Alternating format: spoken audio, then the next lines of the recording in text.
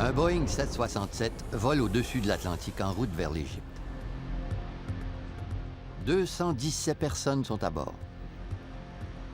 Une demi-heure après le décollage, c'est la catastrophe. Le pilote et le copilote tentent désespérément de reprendre le contrôle de l'appareil. La vie de l'équipage et des passagers va bientôt dépendre des deux pilotes et de leur réaction tandis que leur avion plongera vers l'océan.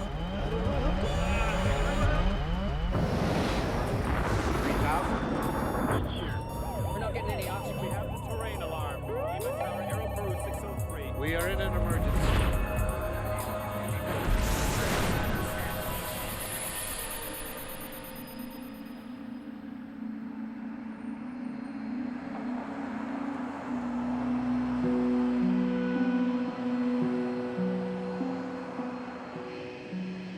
Vers 1h du matin, le 31 octobre 1999, les 217 voyageurs du vol 990 de la ligne aérienne Égyptaire attendent le moment du décollage.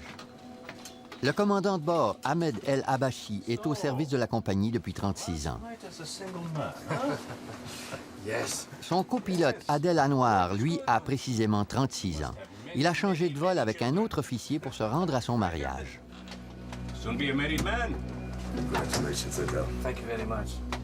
Le commandant Hatem Roujdi, chef pilote des Boeing 767 d'Égyptaire, les rejoint dans le poste de pilotage. À 1h21 précise, le copilote Adel Anwar obtient l'autorisation de décollage du contrôle de la circulation aérienne. Following gateway, clear for takeoff, runway 22 right, Egypt Air 990 heavy. Cabin crew advised. In the name of God, the merciful, the compassionate. Cabin crew, take-off position. Après avoir prononcé la prière d'usage, le copilote participe aux manœuvres de décollage. Par mesure de sécurité, les deux pilotes poussent la manette des gaz. Durant un vol de 10 heures, la pratique courante d'Égyptaire est de prévoir un équipage de relève qui partage le service aérien. L'équipe de commandement décolle et atterrit. L'équipage de relève est responsable du reste du vol. Cette nuit, le commandant Raouf Nour Eldin et son copilote Gamiel El Batouti forment l'équipage de relève. Ils prendront bientôt les commandes et les céderont à l'équipage de commandement avant l'arrivée du Boeing au Caire. Egypt Air 990 Heavy, contact, departure now, 125.7. 1257, bye. Bon nombre des passagers sont des Américains retraités ravis de s'envoler vers les merveilles de l'Égypte antique. Mon père a épousé Jenny le 23 octobre 1998. Et ils ont décidé de célébrer leur premier anniversaire de mariage en Égypte. Les parents d'Anita Child étaient deux autres retraités en route vers l'Égypte. Ils adoraient les voyages organisés. Ils en faisaient souvent par pur plaisir. Cette fois-là, ils avaient particulièrement hâte de visiter la Terre Sainte. Maureen Sacratini et son frère John Zimmermeyer se souviennent du goût de leurs parents pour les voyages. Ils appréciaient particulièrement un programme appelé Elder Hostel. Au cours de ce voyage, ils devaient voir les pyramides et autres sites historiques égyptiens. Et Elder Hostel avait tout organisé. 14 des membres d'équipage les plus expérimentés d'Égyptaire sont affectés au vol 990. L'avion transporte aussi 33 officiers et pilotes de l'armée égyptienne qui ont terminé leur période d'entraînement avec les forces armées américaines.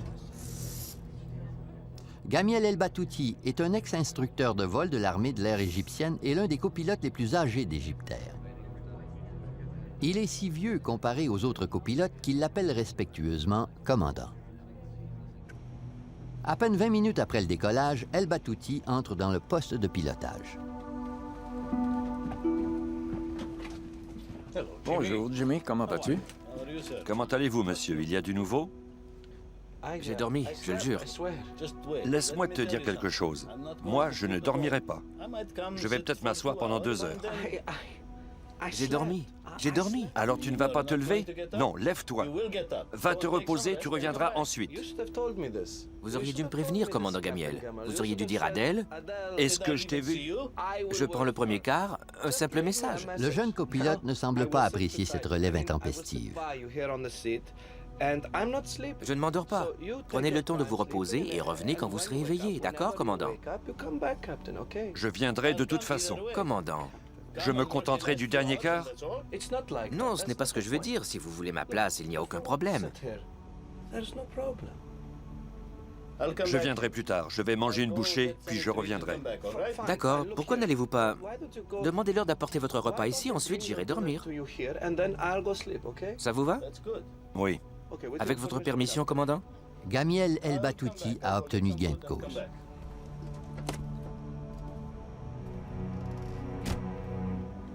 Vous voyez bien qu'il fait tout ce qu'il veut. Tu sais pourquoi? Le commandant El Habashi perçoit le ressentiment de son copilote. Il tente d'arranger les choses. Adel Anwar croit qu'El Batouti a peut-être envie de prendre sa place parce qu'il n'aime pas travailler avec le commandant de l'équipage de relève. Il veut travailler avec Raouf ou pas? Peut-être pas. Allah seul le sait. Mais tu ne devrais pas t'emporter. Par le prophète, il raconte n'importe quoi. C'est tout.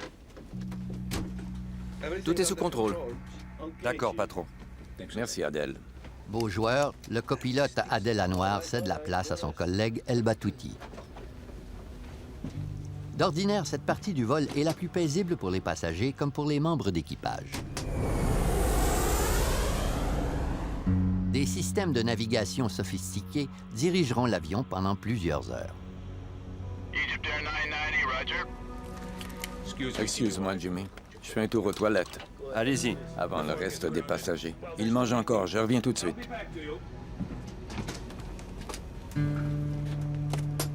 Avant le retour du commandant, le vol 990 d'Égyptair courra au désastre et le sort de l'équipage et des malheureux passagers sera entre les mains du copilote de relève, un homme qui ne devrait même pas être aux commandes de l'avion.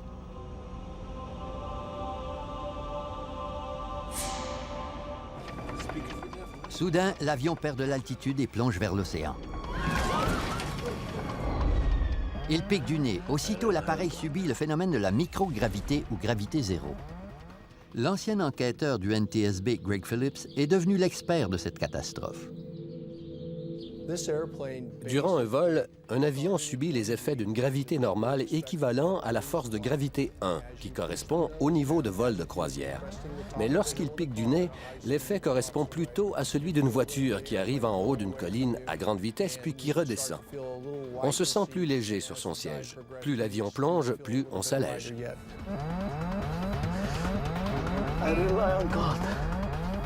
Ce problème, le copilote El Batouti devra l'affronter sans aide. Le commandant El Habashi combat l'effet de la microgravité et tente désespérément de retourner au poste de pilotage. Des systèmes d'avertissement signalent que le piqué de l'avion excède la vitesse maximale permise. Elle atteint maintenant 99% de la vitesse du son. Elle excède aussi de loin la tolérance de fabrication du Boeing. La contrainte exercée sur le fuselage de l'appareil va bientôt le mettre en pièces.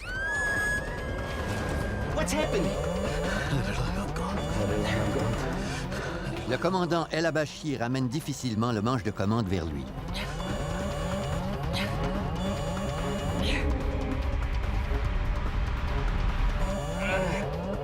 Il décide ensuite d'utiliser les moteurs pour sortir rapidement du piqué en poussant les manettes de gaz vers l'avant, sans aucun résultat.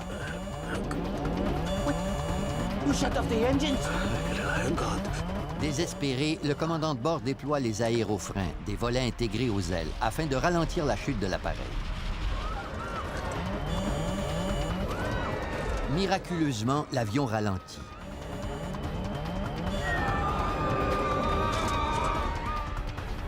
Mais lorsque son nez se relève en quelques secondes, la microgravité passe brutalement à une force de gravité 2, le double de la gravité normale.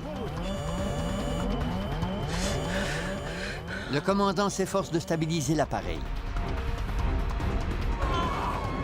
Le piqué du 767 ralentit davantage.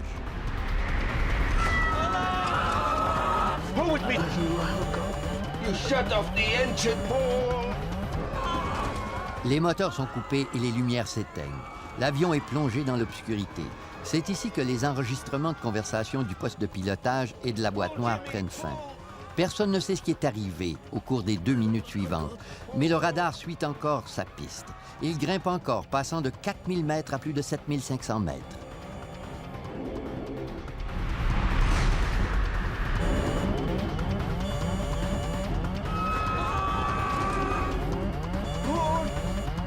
Puis, le Boeing plonge dans un autre piqué terrifiant. Incapable de résister plus longtemps à la contrainte, le moteur gauche se détache de l'appareil.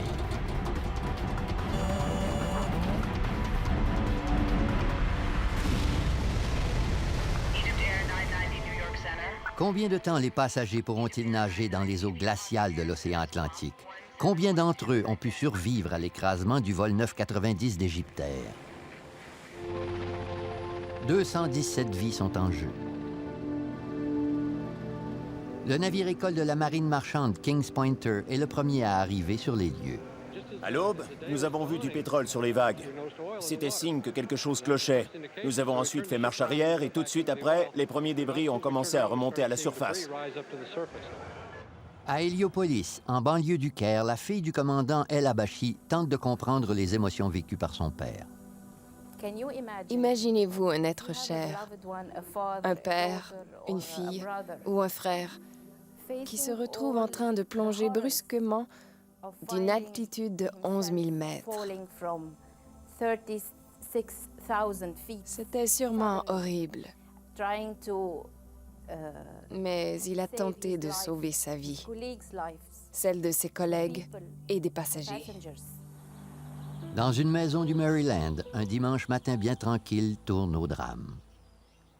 Je m'étais éveillée très tôt, vers 5h30, et je cherchais à trouver un bulletin météo à la télévision. C'était dimanche et la chaîne de nouvelles CNN a annoncé que le vol 990 avait disparu. J'étais en état de choc. Je me suis précipitée vers le réfrigérateur où j'avais affiché l'itinéraire de mes parents et je l'ai arraché. Puis je me suis mise à sangloter et à hurler. Je ne savais pas quoi faire. We located a significant debris field and that we have concentrated our search efforts since then on about a 36 square mile of area, about 50 miles south of Nantucket. À la fin du mois d'octobre, les eaux de l'Atlantique Nord sont si froides que l'espérance de vie des survivants n'excède pas 5 ou 6 heures.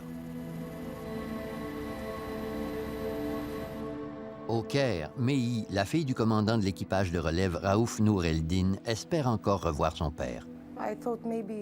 Je me suis dit que même si l'avion s'était écrasé, il avait peut-être réussi à survivre et à nager jusqu'à la terre ferme. Sur les lieux de l'accident, on ne retrouve que des débris d'avions. Au bout de quelques heures, les autorités savent déjà qu'il n'y aura pas de survivants. We believe at this point that it is in everyone's best interest to no longer expect that we will find survivors in this case. Le président de l'Égypte, Hosni Moubarak, s'adresse à une nation éplorée. C'est la pire catastrophe aérienne de toute l'histoire égyptienne. Really, I was shocked. It's a big tragedy for us. And I give my condolences to all the passengers, to the families of the crews who have been lost in this tragedy. And I have contact with President Clinton and other deceased. And he's giving good support for trying to find, investigate, see what was the reason. Le président des États-Unis prend un engagement formel envers son allié. And I spoke earlier with President Mubarak of Egypt today to express my condolences and assure him that we would be working together closely until this matter is resolved. We do not know what caused this tragedy. Dans le nord de l'Indiana, l'historien de la musique Jim Brokaw apprend le sort de son père et de sa belle-mère. Ce matin-là, j'ai été saisi à l'idée que partout dans le monde, bien des gens devaient faire face à cette même terrible réalité. Ils ressentaient sans doute la même impuissance, et ils étaient aussi désorientés que moi. Bouleversées et remplies de chagrin, les familles des victimes arrivent à Newport, dans le Rhode Island. Elles y viennent à la recherche de réponses et de réconfort. L'avion transportait 100 Américains, 89 Égyptiens, 21 Canadiens et 7 passagers d'autres nationalités.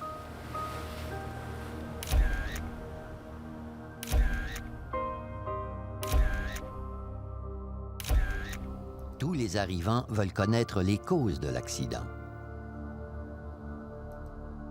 Des équipes d'enquêteurs étudieront l'affaire pendant des années. À Washington, Greg Phillips, enquêteur du NTSB, le Conseil national de la sécurité des transports, est chargé de découvrir les raisons de l'accident.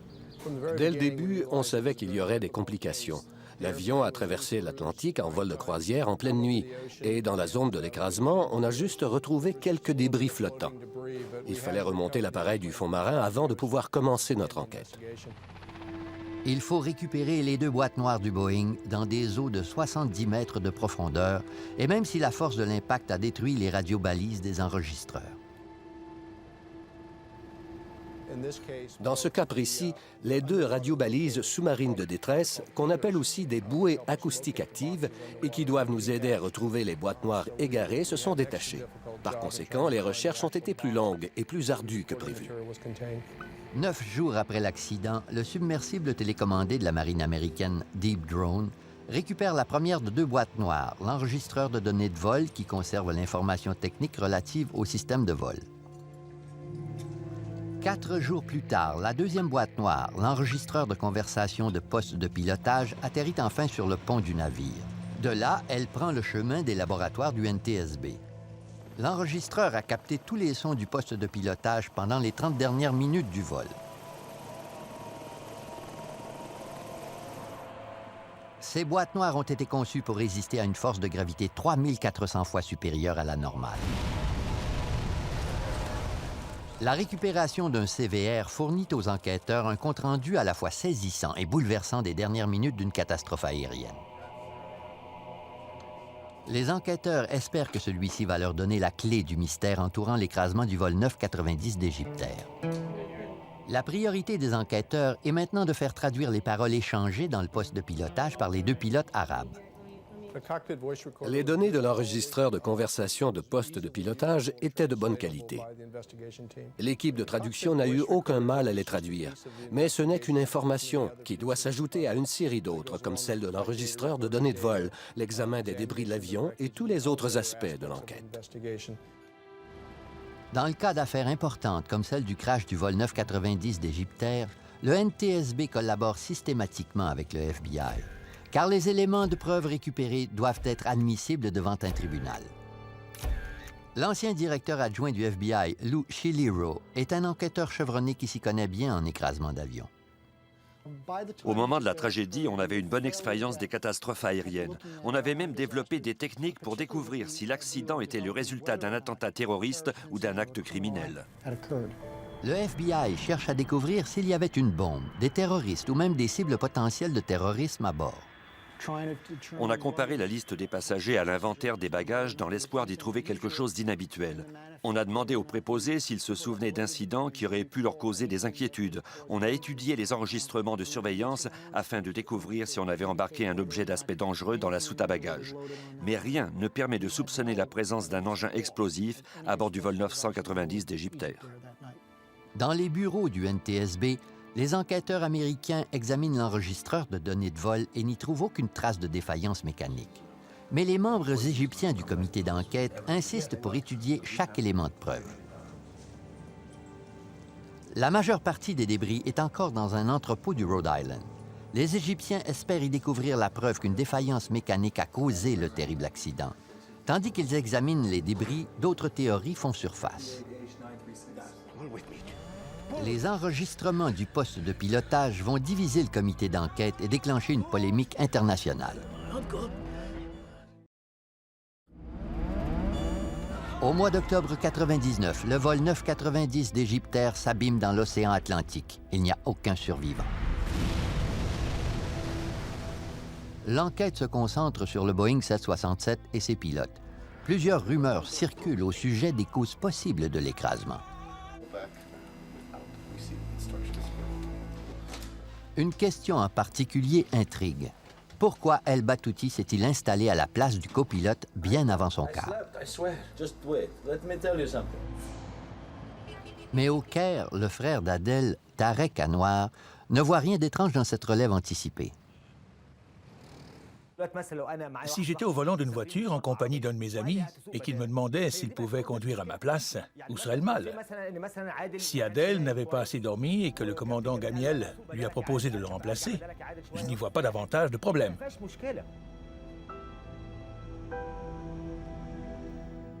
Lorsque les gestes posés dans le cockpit sont combinés aux enregistrements vocaux, une série de décisions incompréhensibles émerge soudainement.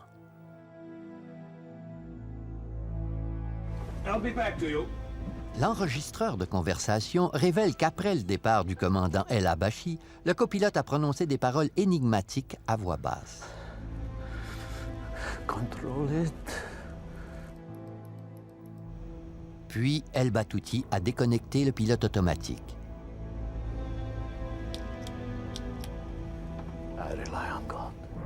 Libéré du contrôle de l'autopilote, le Boeing amorce sa descente et subit un effet de roulis par la gauche.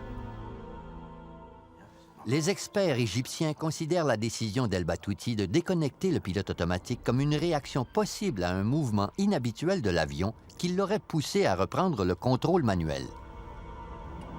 L'enquêteur en chef du NTSB ne l'entend pas de cette oreille. Nous n'avons retrouvé aucune défaillance qui aurait pu expliquer le débranchement du pilote automatique. Généralement, les mouvements d'un aéronef sont calculés pour assurer le confort des passagers. Après le débranchement de l'autopilote, l'enregistreur de données de vol indique qu'El Batouti a poussé son manche de commande en avant, rabaissant ainsi les gouvernes de profondeur. Puis, il a ramené la manette des gaz vers lui pour réduire la puissance des moteurs. L'avion a aussitôt piqué du nez. Les enquêteurs égyptiens affirment qu'El Batouti n'a pas provoqué l'écrasement de l'avion, mais que l'appareil a pu subir une panne de gouverne de profondeur impossible à surmonter. Aucun problème de ce genre n'est signalé sur les enregistrements des conversations. Dès son retour, le commandant El Habashi réclame des explications du copilote, qui ne lui répond pas. Lorsqu'il était directeur de la sécurité aérienne, Bernard Leb supervisait toutes les enquêtes du NTSB sur les accidents d'avion. Il faut comprendre que si le commandant de bord entre dans le poste de pilotage, peu importe l'endroit du monde, s'il pose une question, le copilote doit lui répondre. Pourtant, quand le commandant El Habashi lui a parlé, El Batouti a gardé le silence. Le commandant tente de mettre fin au piqué en ramenant le manche de commande vers lui, mais il n'arrive pas à reprendre le contrôle. Il se sert donc des manettes des gaz pour tenter de remonter le Boeing. Il ignore que le copilote a coupé l'accès du carburant au moteur quelques secondes auparavant. Les experts égyptiens croient qu'El Batouti a peut-être simplement fait preuve de prudence. Les données de vol montrent l'apparition d'un signal de faible pression d'huile. Les moteurs s'étaient peut-être éteints, poussant le copilote à couper l'alimentation du carburant, une manœuvre essentielle avant d'amorcer la reprise des moteurs.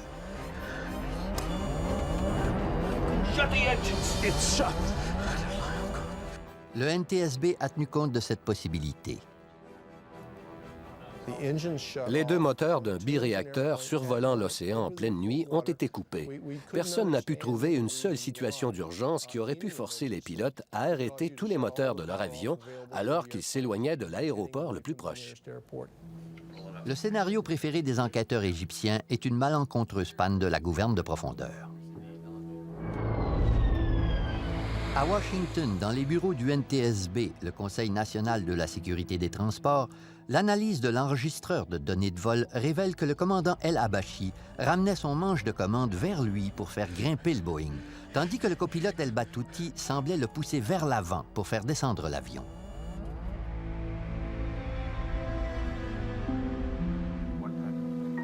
Les experts égyptiens affirment que l'accident aurait pu être causé par une défaillance de l'assemblage de la gouverne de profondeur. Cette défaillance aurait alors provoqué un braquage intempestif de la gouverne, c'est-à-dire un blocage de commande irréversible en position basse qui aurait lancé le Boeing dans un piqué incontrôlable. Ils soutiennent que le copilote El Batouti tentait de reprendre le contrôle de la gouverne de profondeur et ajoutent même qu'il travaillait de concert avec le commandant El Habashi. Une défaillance de la gouverne de profondeur expliquerait le comportement étrange du copilote dans le poste de pilotage. Des preuves supplémentaires sont recueillies durant l'analyse des débris d'avions stockés dans le hangar de Rhode Island. Les enquêteurs y font une remarquable découverte, 3 rivets curieusement cisaillés. Ces minuscules éléments sont essentiels à l'assemblage de la gouverne de profondeur d'un Boeing 767. Mais les spécialistes égyptiens démontrent que les éraflures qui déforment la surface de métal de ces rivets ne sont pas toutes dans le même axe. Un des 2 axes peut être attribué à l'amérissage brutal de l'avion dans l'océan, mais le second pourrait indiquer une brisure préalable et prouver l'hypothèse du blocage de la commande des volets de profondeur.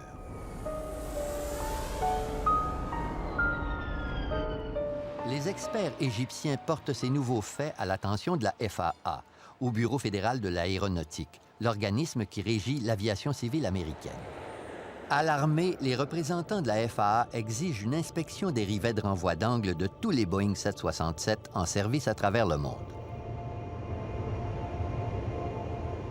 L'inspection révèle l'existence de 136 rivets cisaillés et 34 avions sont retenus au sol jusqu'à la fin des réparations. Selon la FAA, les anomalies auraient pu causer une perte de contrôle des appareils. Les enquêteurs égyptiens ont découvert une explication plausible. Les rivets cisaillés de l'assemblage de la gouverne de profondeur du Boeing 767 auraient pu provoquer un braquage intempestif incontrôlable de la gouverne. Mais selon Greg Phillips, cette explication ne tient pas compte du design des assemblages. Ils ont été conçus spécifiquement pour le Boeing 767 et ce scénario a été prévu. Si l'une des gouvernes lâche, le membre d'équipage aux commandes de l'avion est en mesure de le piloter malgré cette défaillance.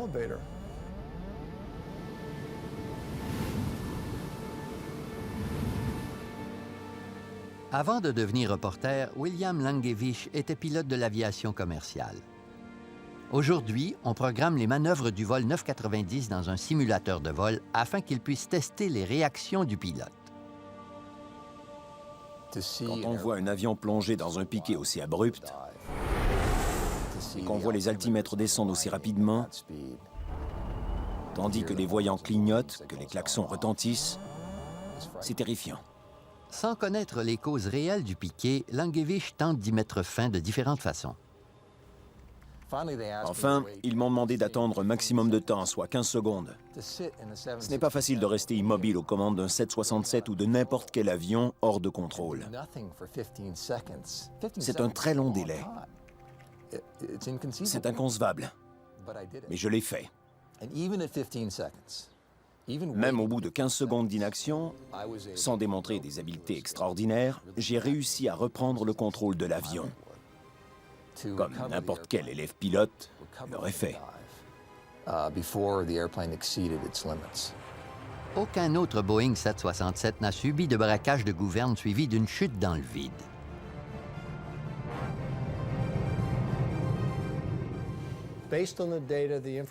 Avec les données et l'information obtenue suite aux différents tests et malgré l'expertise de l'équipe en fonction, on n'a pas réussi à relier l'accident à un seul des scénarios de panne explorés. Après avoir écarté la possibilité d'une défaillance mécanique et celle d'une attaque terroriste, le FBI s'intéresse aux antécédents du copilote Gamiel El-Batouti.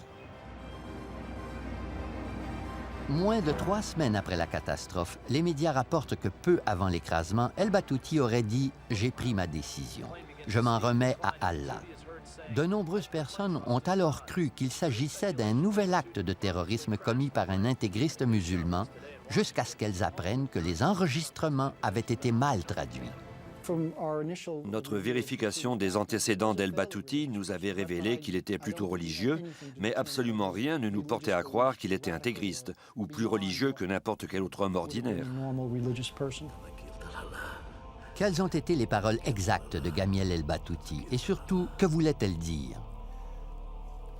Le professeur égyptien Amin Bona enseigne l'arabe à l'université Georgetown de Washington. Tawakkaltu veut dire « je dépends »,« je compte »,« j'ai confiance ». Et Allah veut dire « sûr ». Et Allah est Dieu. Tawakkaltu al-Allah, je compte sur Dieu, ou bien Mon sort dépend de ma nouvelle entreprise. Les gens répètent cette phrase lorsqu'ils partent en voyage, lorsqu'ils rentrent chez eux au volant de leur voiture, lorsqu'ils passent un examen. On dit tous « Tawakkaltu al-Allah ». C'est une phrase très positive. Ce n'est pas le genre de choses qu'on dirait avant de commettre un crime ou avant de se suicider. Même si bien des gens disent souvent cette phrase sans réfléchir, Gamiel El-Batouti l'a répétée 11 fois. What's happening? Je peux imaginer le commandant El-Batouti en train de dire « Les moteurs sont en feu » ou bien « Il y a une panne » ou encore « Quelque chose a heurté l'avion ». Mais non, il s'est mis à répéter « Tawakkaltu ala Allah ». Ce n'est pas du tout logique. La douleur de la famille El-Batouti est amplifiée par son besoin de défendre l'honneur du père.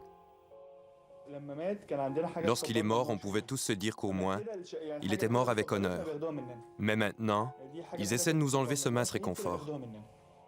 Les défaillances mécaniques sont très communes, alors pourquoi affirmer que c'était un acte délibéré? On refuse de croire que l'accident a pu être causé par la météo ou une panne des moteurs simplement parce que son pilote était égyptien. Le président du NTSB, Jim Hall, considère qu'il s'agissait peut-être d'un acte criminel. Dans ce cas, l'enquête serait exclusivement poursuivie par le FBI. It is only prudent for the National Transportation Safety Board to consult with these experts and officials to fully evaluate this information prior to any final decision on whether the responsibility for this investigation should transfer to the Federal Bureau of Investigation. Selon Walid El-Batouti, neveu du copilote, le président Moubarak, l'ex-commandant en chef de l'armée de l'air égyptienne, connaissait personnellement Gamiel El-Batouti. Moubarak aurait même demandé au président Clinton d'intercéder pour que l'enquête ne relève pas du FBI. Depuis l'accident, Walid El-Batouti est devenu le porte-parole de la famille. Il faut comprendre que le plus grand notable du pays, le président de l'Égypte, qui est un ancien pilote de l'armée de l'air, a étudié la question.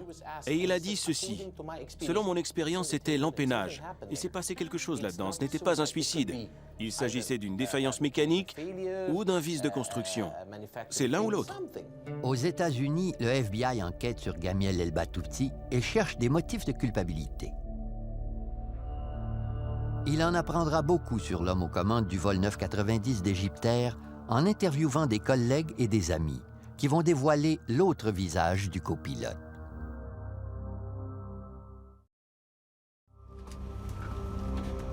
Durant l'enquête sur l'écrasement du vol 990 d'Égyptair, la vie et la personnalité du copilote Gamiel El-Batouti sont soumises à un examen minutieux. Il avait 59 ans, presque 60, et ne s'était jamais élevé au-dessus du rang de copilote. Il aurait donc pu ressentir de l'animosité envers la ligne aérienne égyptaire. Il avait aussi des problèmes personnels, des problèmes financiers, car certains membres de sa famille avaient besoin de soins médicaux. D'abord, avant ce vol, on lui avait communiqué des nouvelles des médecins. Sa fille réagissait positivement aux médicaments et elle allait guérir. Il en était très heureux. Il était excité à l'idée de rentrer chez lui. Cette nuit-là, Gamiel El-Batouti avait le dossier médical de sa fille dans ses bagages, entre autres choses. Il avait acheté des pneus pour son fils et ils se sont disputés au téléphone à ce sujet. Mon père m'a appelé pour que je vienne le chercher à l'aéroport. Il n'aurait pas pu transporter les 4 pneus sans aide. Il lui a dit « Je t'ai acheté ces pneus aux États-Unis et tu ne veux même pas venir les chercher à l'aéroport ?»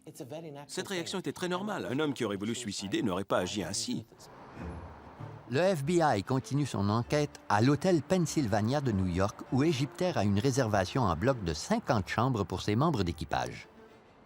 Le FBI a vérifié les antécédents de Gamiel El-Batouti sur une période d'environ 1 an, grâce aux registres d'hôtels et aux entrevues faites sur les lieux. Je crois qu'il avait l'habitude d'avoir des comportements sexuels inappropriés avec des femmes qu'il rencontrait à l'hôtel. Hey, pretty lady, where did you get to? Cela nous a semblé être un comportement assez anormal de la part d'un homme dans sa position. Marié et père de 5 enfants, El Batouti avait malgré tout la réputation de lorgner et d'importuner les employés et les clientes des hôtels qui l'hébergeaient. Le FBI a appris que 2 ans avant l'accident, 2 jeunes femmes ont rapporté qu'il les avait appelées dans leur chambre d'hôtel. Il leur a demandé de regarder par la fenêtre, ce qu'elles ont fait.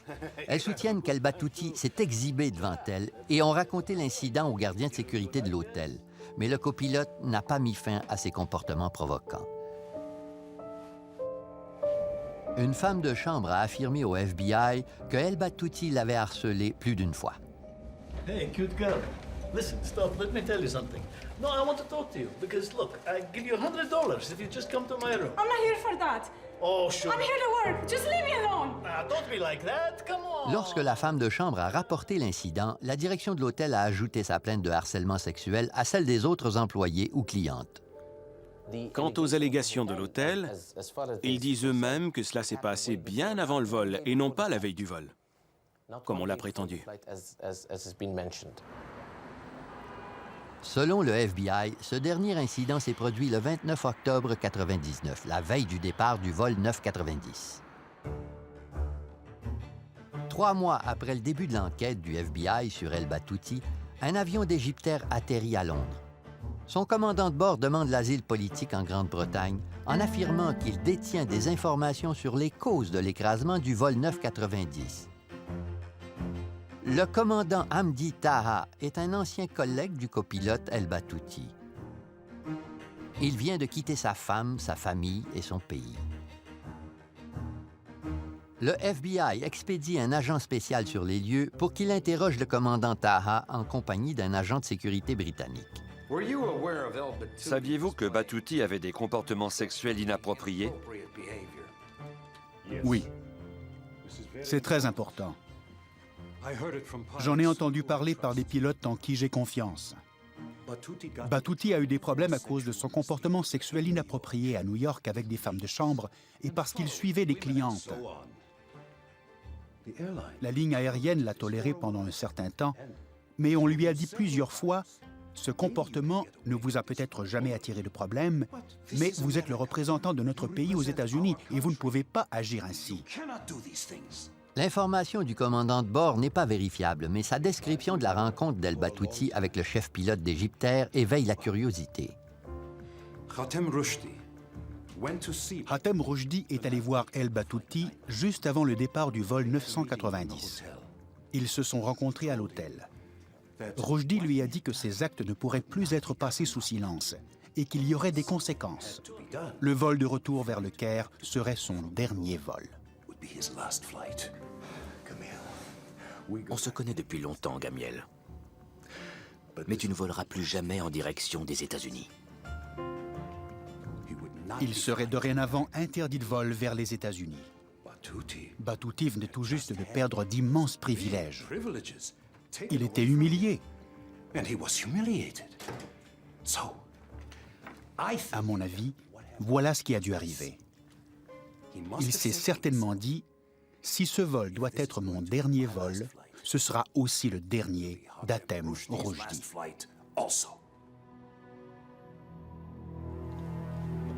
Le FBI partage les informations données par le commandant Taha avec le NTSB. Les autorités égyptiennes exigent alors qu'un autre pilote de ligne soit interrogé. Mohamed Badraoui connaissait El Batouti depuis 40 ans. Questionné par le NTSB, il raconte sa discussion avec le commandant Roujdi au sujet du copilote fautif. Savez-vous si Hatem Roujdi était au courant des problèmes d'El Batouti? Bien sûr. Mais il prétendait ne pas l'être. À mon avis, parce qu'Hatem Roujdi était le chef pilote. Badraoui confirme que le chef pilote Roujdi était mécontent du comportement sexuel inapproprié d'El Batouti et ajoute qu'il avait décidé d'en faire part à son vieil ami. Lui avez-vous dit ce qui allait arriver s'il ne vous écoutait pas? Il ne risquait pas grand-chose parce qu'il approchait l'âge de la retraite. Nous punissons rarement les employés aussi âgés. I know. I'm not saying that you are doing something wrong. They are saying that you're doing something wrong. I know you are my friend. Nous faisons preuve de patience, jusqu'à ce qu'il soit parti. Mohamed Badraoui demande au chef pilote d'être tolérant envers son vieil ami, en soulignant que le copilote prendra sa retraite dans 3 mois. We've been in the Air Force for 40 years. All he needs is a few more months. L'entrevue de Mohamed Badraoui confirme les dires de Hamdi Taha. Le chef pilote envisageait vraiment de prendre des mesures disciplinaires contre El Batouti. Et ce n'est pas tout. Le commandant Taha n'a pas donné toutes ces informations.